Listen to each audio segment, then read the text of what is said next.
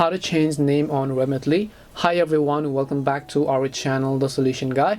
In today's video, I will simply guide you through the steps on how you can actually change your name on Remitly. So just make sure to watch the video till the end.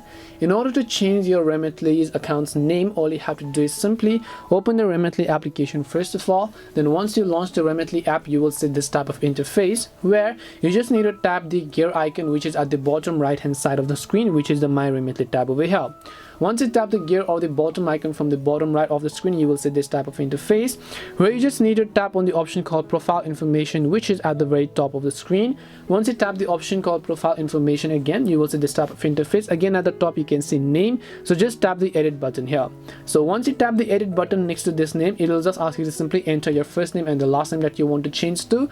Once you've done that, just tap on save and your Remitly account's name will be successfully saved. This is how you can change your Remitly name. We hope the video was really helpful, and if it did help you, make sure to leave a like and subscribe to the channel. And if you have any questions, feel free to leave them down. Thank you very much for watching till the end, and see you in the next video.